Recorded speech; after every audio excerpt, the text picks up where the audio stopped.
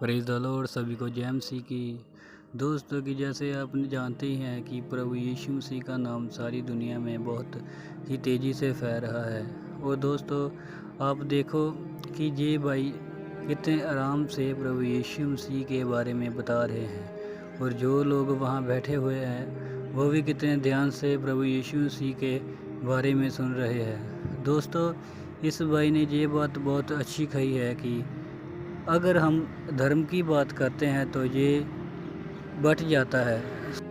सही बात है दोस्तों, क्योंकि प्रभु यीशु मसीह जी ने ये नहीं कहा कि मैं इस धर्म के लिए जान दे रहा हूँ या मैं उस धर्म के लिए जान दे रहा हूँ, लेकिन बाइबल में ऐसा लिखा है कि प्रभु यीशु मसीह ने सारी दुनिया के लिए जान दी है। तो जो कोई उस पर विश्वास करे नाश ना बल्कि अनंत जीवन पाए। और दोस्तों हम पहले इस वीडियो को देखते हैं। तंदुरुस्ती दे ताकि सालों साल आप ऐसा काम करते रहें।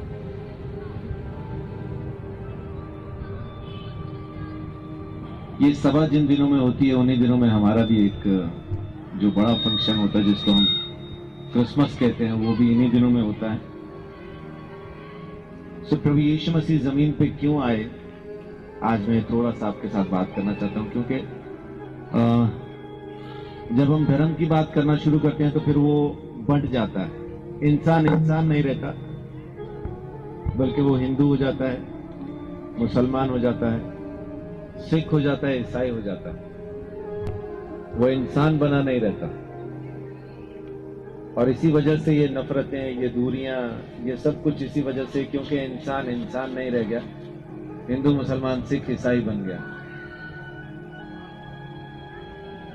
अभी हम आ रहे थे तो रास्ते में ट्रैफिक पुलिस लोगों को रोक रोक के चालान कर रही थी। अगर कोई चालान होता है तो उसका जुर्माना जरूरी है। बिना जुर्माना भरे आप अपने उस वाहन को आराम से चला नहीं सकते जिसका चालान हुआ। बिल्कुल ऐसा ही हमने भी परमेश्वर के खिलाफ कानून तोड़े हैं, रोज तोड़ते हैं। हमारे खिलाफ भी चालान परमेश्वर के सामने मौजूद है। बिना दाम चुकाए आप वहां से आजाद नहीं हो पाए।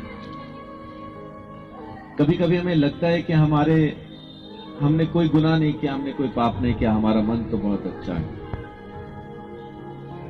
एक रोज मैं भी ऐसा खड़ा था, पुलिस वाले कागज चेक कर रहे थे, तो एक भाई आया जल्दी से कि मुझे थोड़ा जल्दी है, मेरे पास तमाम कागजात मौजूद हैं, मुझे जाने दें, मेरे पास सब कुछ है। एएसआई साहब बड़े आराम से उसकी तरफ मुड़े और मुड़ के उसको कहते हैं कि तू बाइक पे है ना? वो बोलता हाँ जी मैं बाइक पे हूं।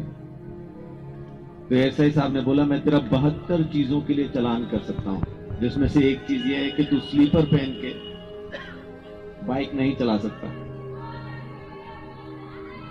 मुझे भी पहली बार पता चला, शायद उसको भी पहली बार पता चला होगा। तो वो खामोश हो गया, चुपचाप खड़ा हो गया, क्योंकि उसको पता चल गया कि मेरा चालान हो सकता है। कभी कभी हम भी इसी वहम में जी रहे होते हैं कि मैंने कोई गुनाह नहीं किया, मेरा मन साफ है, मैं परमेश्वर के सामने सही हूं, लेकिन हमें पता ही नहीं कि स्लीपर पहन के चलाने से चालान कट जाता। जाने में अनजाने में सुबह से शाम तक हम हर रोज कुछ ना कुछ ऐसा कर रहे हैं जो उसके सामने है, दंडनीय है, जो पाप है। और बाइबल हमें बताती है कि हर एक पाप का जो दंड है वो मौत है। मौत का मतलब मर जाना नहीं है, मौत का मतलब है अलग होना। अक्सर झगड़ा हो जाता है तो कहते हैं तू मेरे लिए मर गया, मैं तेरे लिए मर गया। मरता वहां कोई नहीं, ये अलग हो जाते हैं। अलग होना ही मौत है। तो पाप का दंड मृत्यु है, मतलब कि वो परमेश्वर से हमेशा के लिए अलग हो जाएगा। उसका दाम चुकाने के लिए प्रभु यीशु मसीह जमीन पे आया। वो जो चालान हमारे खिलाफ कटे हुए हैं, जमीन पे रह के अगर हम अपने कर्मों से उसको निपटाना चाहें तो श्रीमद् भगवत गीता में श्री कृष्ण कहते हैं परमेश्वर भले या बुरे काम स्वीकार ही नहीं करता। तो वो दाम खुद परमेश्वर का खून है, ये ऋग्वेद हमें बताता है। दैनित्यारण्य का उपनिषद का 3रा श्लोक कहता है कि खून बहाए बगैर पापों से छुटकारा नहीं मिलेगा, लेकिन वो खून खुद परमेश्वर का होना चाहिए।